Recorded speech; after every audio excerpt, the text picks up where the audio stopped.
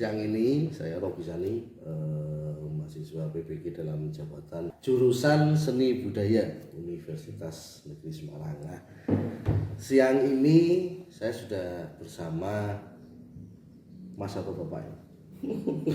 Kakak. Dengan Mas Kustam Eri Kristiawan. Halo, selamat budaya. Beliau ini sastrawan, kebetulan untuk periode ini dari tahun kemarin datanya mulainya ya Mas ya? 2021. Nah, sejak tahun 2021 dipercaya teman-teman seniman di Jepara sebagai Ketua Dewan Kesenian Daerah Kabupaten Jepara. Nah, siang hari ini berkaitan dengan proses pembelajaran seni budaya di sekolah, terutama kesenian tradisional ini Mas Kustam. Dari Mas Kustam sendiri melihatnya saat ini proses berkesenian di kalangan siswa atau secara spesifik mungkin proses pendidikan seni budaya khususnya kesenian tradisional di sekolah itu seperti apa Mas gambarannya? Kalau kita melihat kondisi sistem pendidikan untuk kesenian tradisional, memang kita melihat bahwa saat ini belum ada sebuah mekanisme yang memang mengharuskan untuk murid itu mengenal apa itu seni tradisi yang menjadi muatan lokal dari lembaga pendidikan tersebut. Jadi kita juga melihat bahwa generasi yang saat ini itu sangat minim pengetahuannya tentang kesenian tradisional yang ada di daerah Jepara. Bahkan beberapa siswa kalau kita tanyakan apa sih yang menjadi bentuk atau salah satu bentuk kesenian tradisi yang ada di Jepara yang jadi ciri khas itu, mereka akan sangat gagap atau bahkan tidak mengetahui salah satu jenis atau bentuk kesenian tradisi yang hidup di Jepara.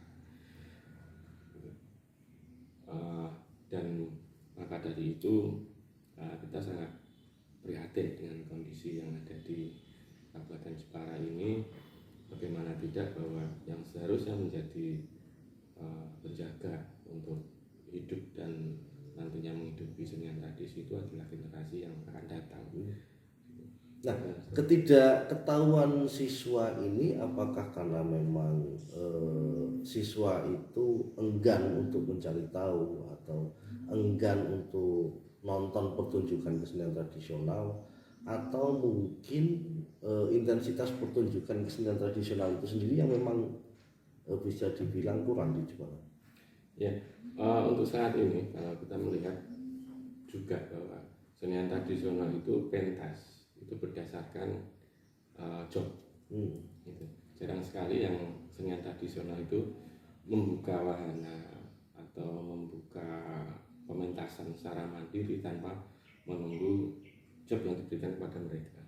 Itu jarang sekali, sehingga anak-anak juga minim sekali pengetahuan mereka untuk melihat apa sih jenis-jenis dari kesenian tradisi yang ada di Jepara ini.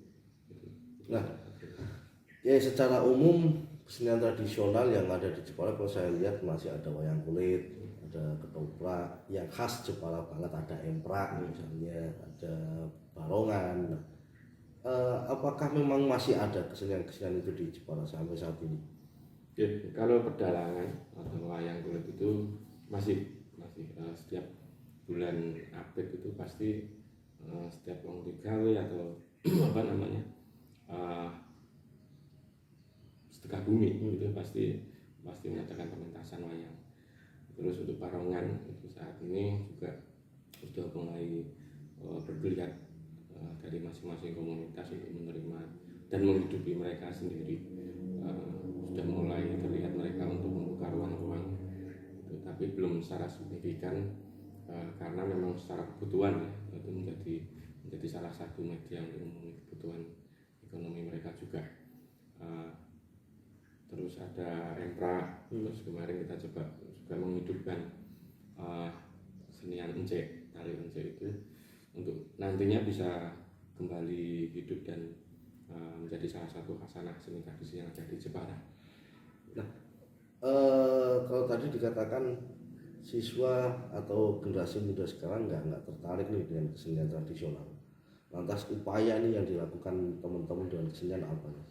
Ini salah satunya kita mencoba mendorong untuk beberapa lembaga pendidikan itu bisa menjadikan kesenian tradisi, entah itu bentuk tarian jaranan atau bentuk drama ketoprak itu menjadi salah satu bentuk ekstrakurikuler yang ada di SD, sekolah-sekolah itu. Dan kita mengimbau pada teman-teman pelaku seni itu yang di daerah-daerah itu bersedia untuk mengajarkan ilmunya itu ke SD-SD tersebut, pada sekolah-sekolah dasar yang ada di Jepara ini. Terus kemudian selain itu kita mencoba bagaimana melibatkan secara langsung teman-teman yang ada di generasi muda itu.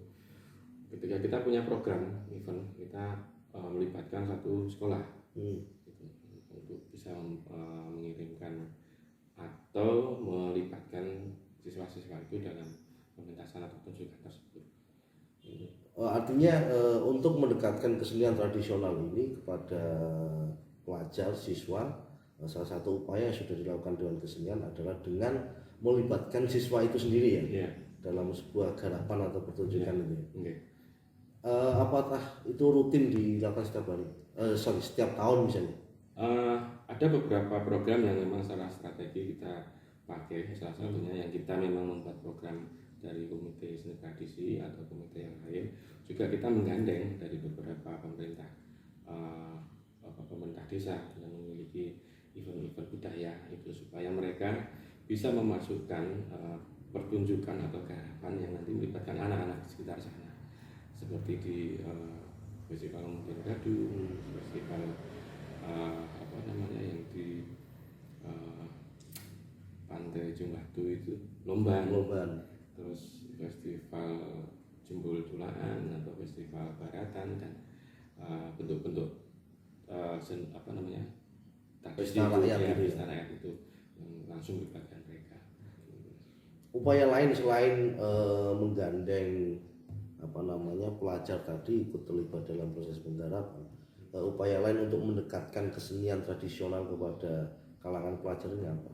Ya, tadi kita menghimbau secara langsung kepada lembaga pendidikan, misalnya SD itu atau beberapa guru SD yang memang secara kita memiliki sebuah hubungan yang sifatnya saling menguntungkan.